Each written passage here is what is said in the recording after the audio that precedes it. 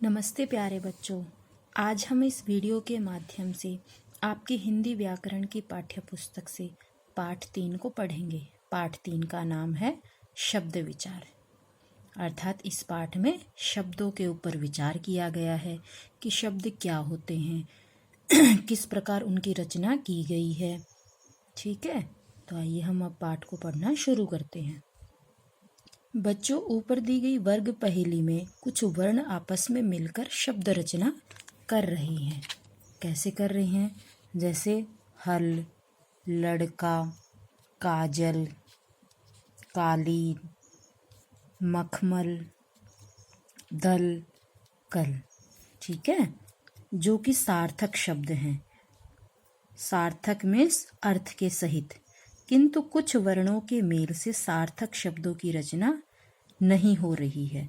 वास्तव में अगर देखा जाए तो हम उन्हें शब्द कहते ही नहीं है जिनका कोई अर्थ न हो। अतः हम कह सकते हैं वर्णों का सार्थक समूह ही शब्द कहलाता है।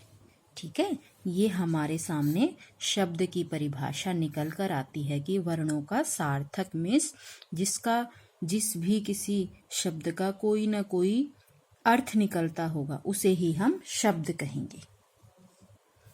किसी भाषा को पूर्ण व समृद्ध बनाने के लिए अनेक प्रकार के शब्दों की आवश्यकता होती है, क्योंकि शब्दों की कमी भाषा को असमर्थ कर देगी। यदि किसी भाषा में शब्दों की कमी होगी तो वह विचारों का आदान प्रदान ठीक प्रकार से नहीं कर पाएगी। शब्दों की दृष्टि से हिंदी भाषा समर्थ एवं समृद्ध भाषा है। हिंदी भाषा में अनेक प्रकार के शब्द हैं। अध्ययन की सुविधा के लिए इन्हें 5 भागों में बांटा गया है।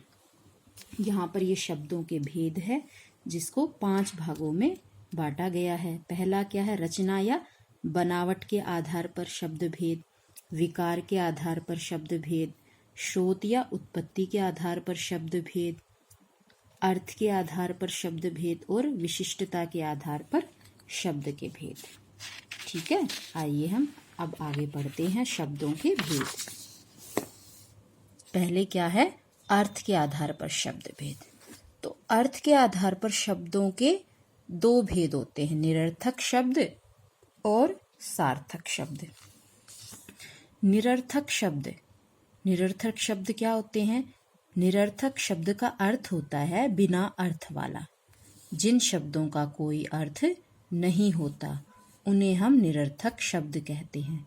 ऐसे शब्दों का प्रयोग दैनिक बोलचाल की भाषा में अधिकता से होता है।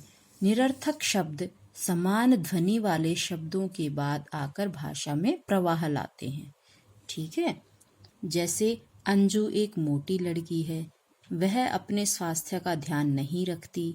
जब उसकी चाची ने उसे कई वर्षों बाद भी वह वैसी की वैसी देखा तो वो उसे समझाने लगी, बेटा कभी खेल वेल भी लिया करो, खाना वाना संतुलित मात्रा में खाया करो। तो यहाँ पर जो वेल और वाना शब्द हैं ये निरर्थक है, इनका कोई अर्थ नहीं है, लेकिन ये भाषा के प्रवाह के साथ इनका प्रयोग किया गया है।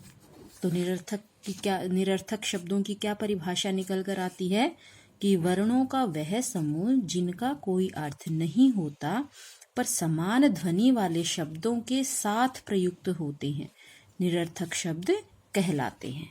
ठीक है, अब है सार्थक शब्द।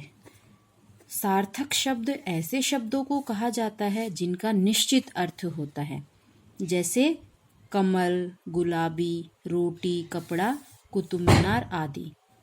तो ये क्या है? सार्थक शब्द। इनका कोई ना कोई अर्थ निकल रहा है। तो सार्थक शब्द कई प्रकार के होते हैं, जैसे एकार्थी शब्द, अनेकार्थी शब्द, पर्यायवाची शब्द, विलोम शब्द, श्रुति संभिन्नार्थक शब्द, वाक्यांश के लिए एक शब्द। तो सबसे पहले हम एकार्थी शब्द पढ़ते हैं। एकार्थी शब्द वे शब्द कहलाते हैं जिनका प्रयोग केवल एक निश्चित अर्थ के लिए होता है, जैसे भाई, बहन, मित्र, शत्रु, पुस्तक, कमल आदि।